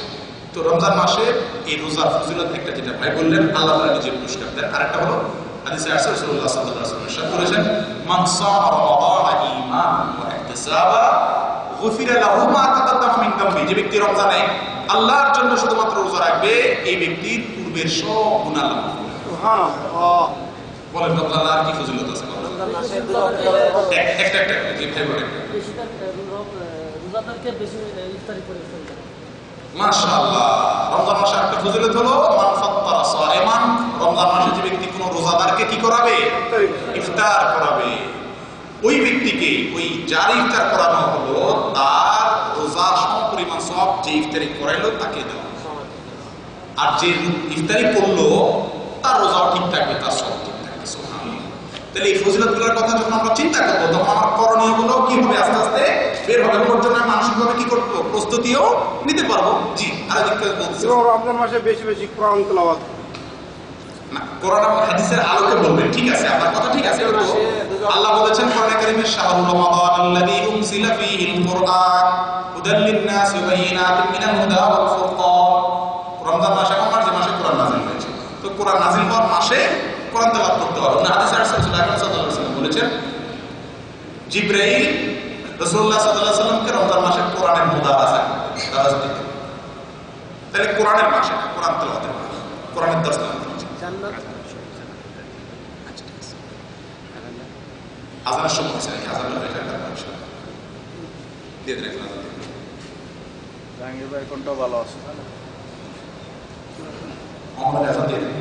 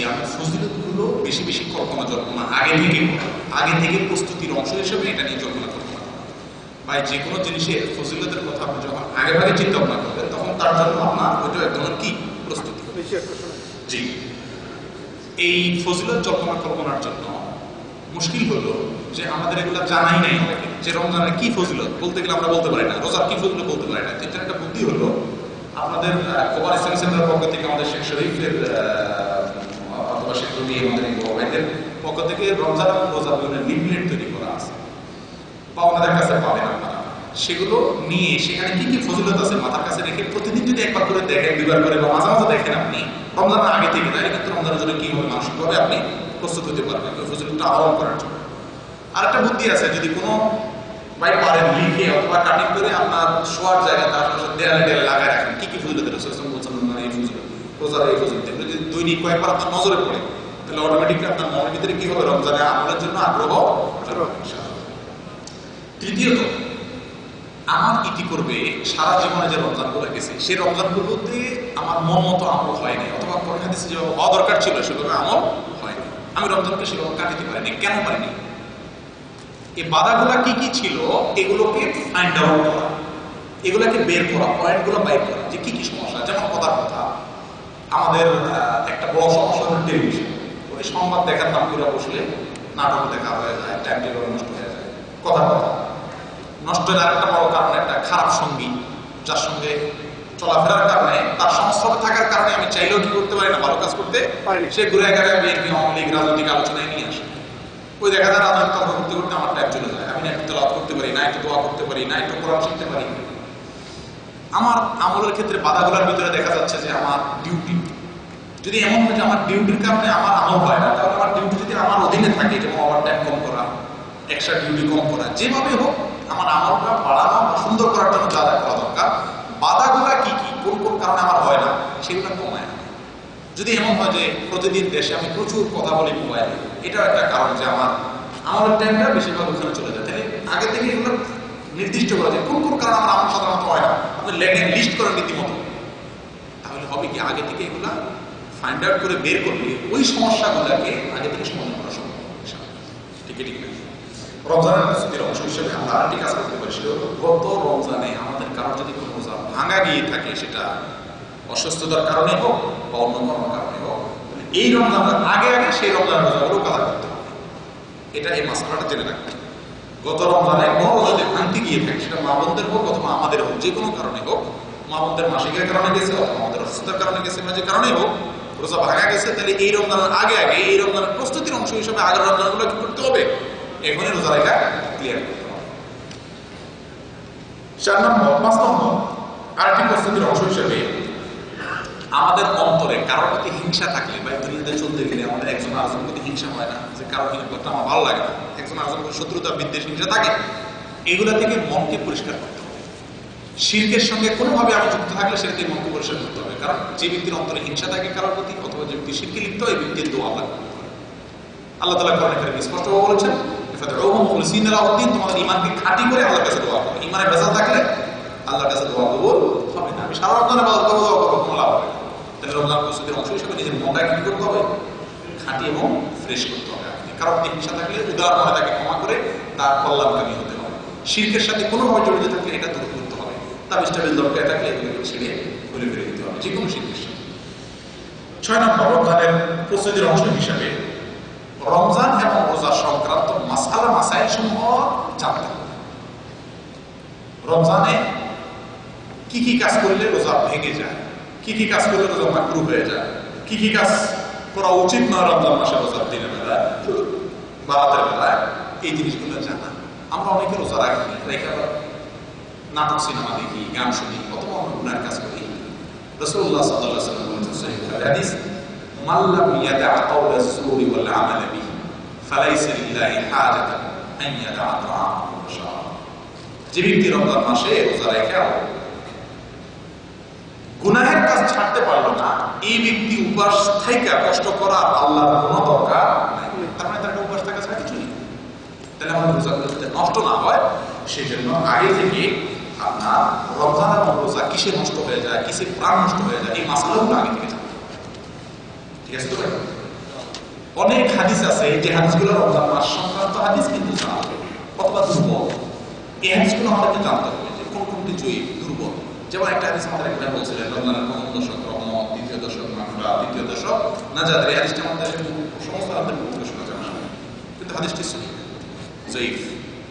এটা ঠিক যে আল্লাহ তাআলা এই মাসে মানুষকে মাফ করেন, এটা ঠিক আল্লাহ এই মাসে মানুষকে রহমত দেন, এটা ঠিক আল্লাহ তাআলা এই মাসে অনেক মুতাফাফিনা না আছে, অনেক মানুষকে জানান ঠিক না, কিন্তু প্রথম 10 দিন, দ্বিতীয় দিন ভাগ করে করেন ঠিক না। এই হাদিসটি সহিহ জয়ীফ। এরকম আরো অনেক জয়ীফ আমল, অনেক মওযু আমল, যেমন রোজার নিয়ত করা লাগে, আমরা অনেকে জানি না। আমার একটু আসুমা গাদার, আমি কালকে রোজা মিন, আমি জানি না পুরো আপনি জানেন ভাই কি আমি এখন নিয়ত দিতে শিখলামই না আসলে। তো এই অনেক নিয়ত আছে, মুখে নিয়ত করি আমরা, এটা বিদআত, হাদিসে নাই, কোরআন নেই। এরকম রমজান মাসকে কেন্দ্র করে অনেক ফালতু, অনেক বিদআত কাজ আছে। সঠিক রমজান মাসে কি করা উচিত, কি করা উচিত নয়, এই সংক্রান্ত ইলম অর্জন করা, এটাও রমজান মাসের প্রস্তুতির অংশ। 7 নম্বর, রমজান মাসে সব ব্যবহার করে যদি আপনি ক্ষমা না পান, উল্টা বরং রাসূল সাল্লাল্লাহু আলাইহি ওয়াসাল্লামের বদদোয়া করতে হবে। আউদা মান আদরাকা রমাদান ওয়া লাম ইয়াফতাহ। রাসূল সাল্লাল্লাহু আলাইহি ওয়াসাল্লাম বলেছেন, আপনারা এই হাদিসটি জানেন সবাই, বিখ্যাত হাদিস। জিবরাইল প্রথম শ্রেণীতে রাসূল সাল্লাল্লাহু আলাইহি ওয়াসাল্লাম পড়ালেন, আমি বললেন সেটা আমি বললেন যে শ্রেণী পড়াকে আমি বললেন জিজ্ঞাসা করা কেন আমি বললেন, তিনি বলেছিলেন যে তার ভিতরে একটা হলো এই যে ব্যক্তি কি রমজান মাস পেল অথচ ক্ষমা পেল না, এই কপাল পড়া অংশ। চিন্তা করেন, রাসূল সাল্লাল্লাহু আলাইহি ওয়াসাল্লামের বদদোয়া থেকে বাঁচার জন্য হলে মানুষ রমজান মাসে আমাদের ক্ষমাটা পাওয়া দরকার। মানে এত বড় কপাল পড়া যে এই মাসেও ক্ষমা পেল না, সমাজ দিন না, এই কথাগুলো চিন্তা করেন। 8 নম্বর, সিয়াম, দানশীলতা, ধৈর্য এবং রমজান মাসের আরো যে সমস্ত আমলগুলো আছে এগুলো রমজান থেকে অনুশীলন করা হয়। রাসূল সাল্লাল্লাহু আলাইহি ওয়াসাল্লাম সম্পর্কে আমাদের আয়েশা রাদিয়াল্লাহু আনহা বলেন, তিনি শাবান মাসে যত রোজা রাখতেন এত রোজা আর কোনো মাসে রাখতেন নফল রোজা। রমজান তো বাদে পুরো মাসে রোজা মাস, রমজান বাদে বাকি অন্য কোনো মাসে এত বেশি রোজা রাখতেন না যত বেশি কি শাবান মাসে। আপনারা কে কয়টা রাখছেন পর্যন্ত? এই শাবান মাসে এর মধ্যে রোজা রাখছেন আপনারা তুমি? মাশাআল্লাহ, 2 জন, 3 জন, 4 জন, মাশাআল্লাহ, জাযাকাল্লাহ। আছে আমাদের ভিতরে আল্লাহ। কালকে শনিবার আছে, অনেকের ডিউটি নেই, সেগুলো রোজা রাখা সহজ, ঠিক না ভাই? আপনি পুরো মাস রাখতে না পারেন, অন্য মাসে একটাও রাখেন না, মাসে একটাও কত রাখেন, যাতে রাসূলুল্লাহ সাল্লাল্লাহু আলাইহি ওয়াসাল্লামের সাথে মিল থাকে। উনি এই মাসে সবচেয়ে বেশি রোজা রাখেন, আপনি একটাও রাখেন না, তাহলে কেমন হবে? কেন রোজা রাখতেন? তারপর একটা কারণ তিনি হাদিসে বর্ণনা করছেন, ওসামা ইবনে যায়েদ রাদিয়াল্লাহু আনহু থেকে হাদিসে বলছেন যে এই মাসে আল্লাহর কাছে বান্দার আমল পেশ করা হয়। তিনি বলেছেন যে আমি চাই আমার আমল যখন পেশ করা হয় তখন আমাদের বুঝতে থাকে। তারপর যে অন্য আরেক হাদিসে আসছে যে রাসূলুল্লাহ সাল্লাল্লাহু আলাইহি ওয়াসাল্লাম এই মাসে রোজা রাখতেন।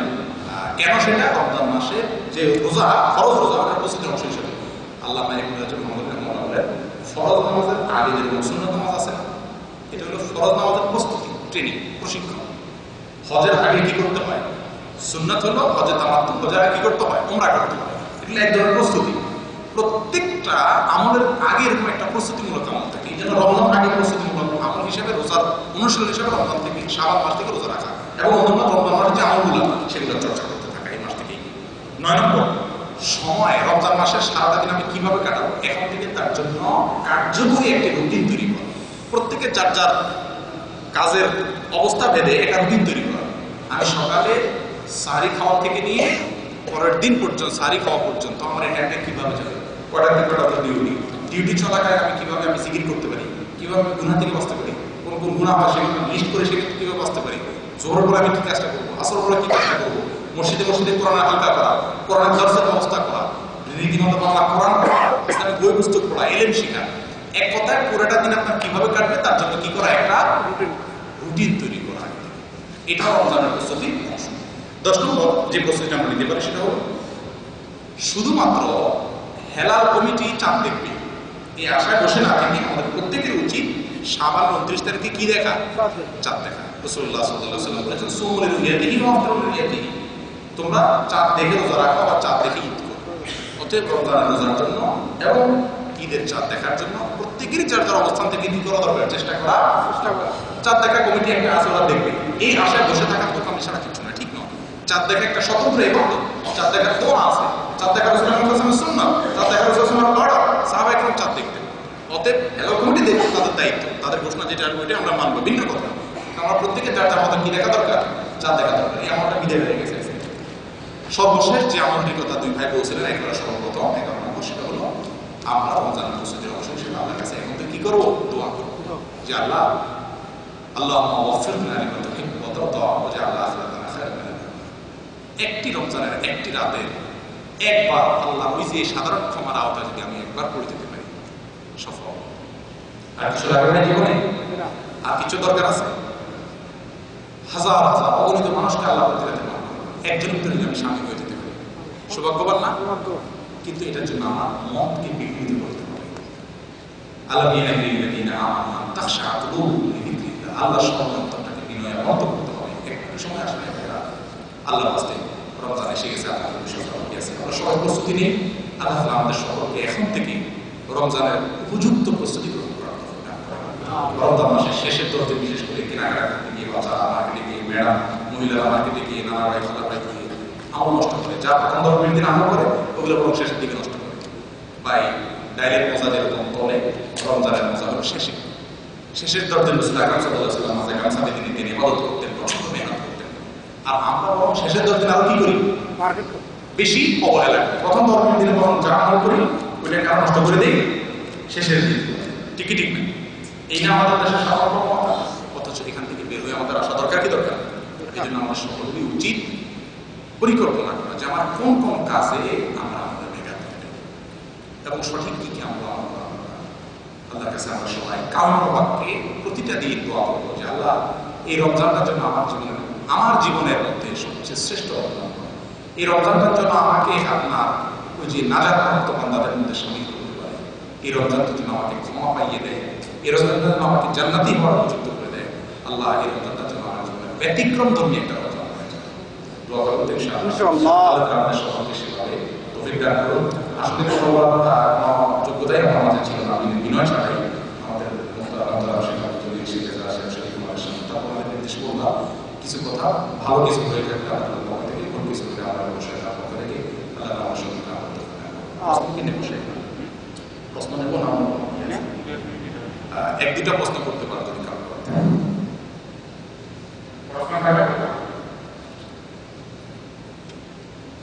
প্রশ্ন হলো কিছুক্ষণ আগে শেখ সাহেব যে ওয়াজটা করছিলেন যে রাসূলুল্লাহ সাল্লাল্লাহু আলাইহি ওয়াসাল্লামের সন্তুষ্টি, আমাদের দেশের মধ্যে বিভিন্ন রাজনীতির ক্ষেত্রে বা বহির বিশ্বে যে কোনো জায়গায় বিভিন্ন ঘটনার উপর কেন্দ্র করে, যেমন রাসূলুল্লাহ সাল্লাল্লাহু আলাইহি ওয়াসাল্লামের যে ব্যঙ্গচিত্র পেপারের মধ্যে বা বিভিন্ন পুস্তিকার মধ্যে উত্থাপন করছে, সেই উপলক্ষে যারা রাস্তা বিভিন্ন দাঙ্গা হাঙ্গামা করে মারা গেছে, ওনাদের মৃত্যুর যে আমরা যে অনেকে বলছি শহীদ হবে বা এই ভালোবাসাটা এইভাবে মৃত্যুকে আমাদের জন্য কতটুকু সফল বা কতটুকু বিপরীত বিষয় আমি জি বুঝে আসছে প্রশ্ন একেবারে ক্লিয়ার। ভাই রাসূলুল্লাহ সাল্লাল্লাহু আলাইহি ওয়াসাল্লামকে কেউ কটূক্তি করলো, এটা একটা অন্যায় কাজ করলো। মান রাআ মিনকুম মুনকারান ফালিয়ুগহাইয়িরহু বিয়াদিহি ফাইন লাম ইয়াস্তাতি' ফাবিলিসানিহি ফাইন লাম ইয়াস্তাতি' ফাবিকলবিহি যালিকা আয'ফুল ঈমান। আছে অন্যায় কোনো কাজ দেখলে মুখ হাত দিয়ে বাধা দিতে হবে, ক্ষমতা না থাকলে মুখ দিয়ে বাধা দিতে হবে। রাসূলুল্লাহ সাল্লাল্লাহু আলাইহি ওয়াসাল্লামকে কেউ গালি দিলে এবং এটার কারণে গোটা সমাজ আক্রান্ত হওয়ার সম্ভাবনা থাকলে, গোটা সমাজ নষ্ট হওয়ার সম্ভাবনা থাকলে এর বিরুদ্ধে প্রতিবাদ করা প্রত্যেক ইমানদারের কর্তব্য। তবে সেই প্রতিবাদটা করতে গিয়ে কোনো সাধারণ মানুষের গাড়িতে আগুন দেওয়া, কোনো মানুষের ঘর বাড়ি দোকানপাট ভাঙচুর করা বা কোনো মানুষের জনজীবনকে ধ্বংস করা, কষ্ট করা দেওয়া, এটা কোনো অবস্থাতে জায়েজ নাই, হারাম। যদি কোনো মানুষ শান্তিপূর্ণভাবে সমাবেশ করে বা জানিয়ে দিতে চায় দেশকে, সরকারকে, কর্তৃপক্ষকে যে এই অন্যায়ের প্রতিবাদ করতেছি আমরা এর বিরুদ্ধে আমরা ক্ষুব্ধ, আমরা কষ্ট পেয়েছি, সেটা এই প্রতিবাদ জানাতে গিয়ে যদি সে মারা যায়, নিরপরাধ সে কোনো গাড়ি ভাঙে নাই, সে কোনো অন্যায় করে নাই, অথচ তাকে গুলি করে মারলো বা মানুষ মারলো, সন্দেহাতীত ভাবে সে ব্যক্তি ইনশাআল্লাহ আমরা আশা করতে পারি আল্লাহ তাআলা তাকে সুবিধা করতে পারে। এই মৃত্যু অবশ্যই ভালো মৃত্যু। তবে সে যদি মারামারি করতে গিয়া মরে, পুলিশের সাথে মারামারি করতে গিয়া, অথবা দোকানপাট ভাঙচুর করতে গিয়া, অথবা গাড়িতে আগুন দিতে গিয়ে যদি সে মারা যায়, তাহলে সেই মৃত্যুকে আমরা শহীদের মৃত্যু করতে পারি। আর কোনো প্রশ্ন?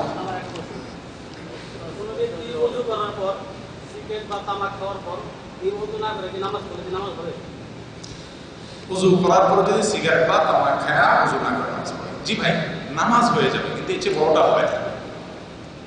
নামাজ হয়ে যাবে, এর চেয়ে বড়টা হবে না। অনেকে এই প্রশ্নটাকে অন্যভাবে করেন যে সিগারেট খাইলে উযু ভাঙবে কিনা। আমরা বলি সিগারেট খাইলে উযু ভাঙবে না, এর চেয়ে বড় জিনিস ভেঙে যাবে। কি সেটা? তাকওয়া ভেঙে যাবে। উযুর দাম বেশি না তাকওয়ার দাম বেশি? উযু ভাঙা কি কোনো অন্যায়? একজন উযু করছে, পেশাব আসছে, পেশাব করে দিয়েছে, উযু তো ভেঙে গেছে, কোনো অন্যায় করছে সে? কিন্তু একজন মানুষ তাকওয়া ভাঙলো, অর্থাৎ হারাম কাজ করা নিষেধ, সে কাজটা করে ফেললো, এটা অন্যায় করলো না? তাহলে সিগারেট খাইলে উযু ভাঙবে না, এটা তো ছোট্ট ব্যাপার, এটা তো অন্যায় না। ও সিগারেট খাইলে হারাম কাজ করলো, সে তাকওয়া ভঙ্গ হয়ে যাবে, কিন্তু এর সঙ্গে উযু ভাঙা সম্ভব নেই। কথা বলছেন? কিন্তু ওই অবস্থায় সে মসজিদে আসলে সিগারেট খাওয়ার গুনার পাশাপাশি দুর্গন্ধ নিয়ে মসজিদে আসার ডবল গুনাহ হয়। অতএব সে মসজিদে আসতে হলে পরিষ্কার করে তারপর আসবে, কিন্তু এটা খাওয়াই গুনাহ, এর সাথে উযু ভাঙার সম্পর্ক নেই। জি বলুন।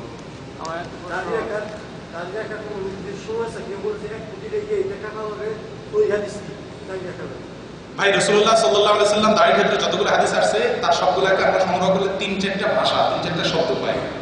এর ভিতরে সবচেয়ে বেশি ব্যবহার আছে আফুল লুহা, তোমরা দাড়িকে লম্বা করো। আসিল, তোমরা দাড়িকে ছেড়ে দাও। তো এই দাড়িকে যে লম্বা করতে বলা হয়েছে, এখানে কোনো সীমা কিন্তু হাদিসে বলা হয়, লম্বা করতে বলা হয়েছে, অতএব এটাকে ছেড়ে দেওয়া উচিত। এটা হলো মূল কথা। সহিহ বুখারীর একটা হাদিস পাওয়া যায়, আব্দুল্লাহ ইবনে ওমর রাদিয়াল্লাহু তাআলা হজের মধ্যে ওই যে চুল ছোট করার কথা, চাচার কথা বলা আছে, ওগুলোকে তিনি এক মুষ্টি ধরে হাত এর বাকিটুকু কাটছেন। কোথায়? হজের মধ্যে। কে? আব্দুল্লাহ ইবনে ওমর রাদিয়াল্লাহু তাআলা হাদিসটি পাইতে আসছে। এই হাদিসের আলোকে কেউ কেউ এক মুষ্টির পরে কাটার কথা বলেন, কিন্তু এক নম্বর কথা হলো এটা আব্দুল্লাহ ইবনে ওমর রাদিয়াল্লাহু তাআলা হাদিস, আর এর বিপরীতে রাসূলুল্লাহ সাল্লাল্লাহু আলাইহি ওয়াসাল্লাম কথা। দুই নম্বর কথা হলো আব্দুল্লাহ ইবনে ওমর রাদিয়াল্লাহু তাআলা হাদিসটি হলো হজের ক্ষেত্রে শুধু, অন্য ক্ষেত্রে কথা বর্ণিত নেই। কথা বুঝে আসছে? অতএব দাড়ির ক্ষেত্রে লম্বা করে দেওয়া, ছেড়ে দেওয়াটাই উচিত, কোনো ইয়ে না। অনেকে বলে দূর থেকে দেখা যায় এরকম হইলেই, দূর থেকে পুরুষ না মহিলা এটা বোঝা যায়, এরকম দাড়ি হইলেই চলছে, এরকম এইসব কথা ইসলামের নামে একটা উপহাস, ইসলাম তো যারা কিছু না, কোথাও নেই।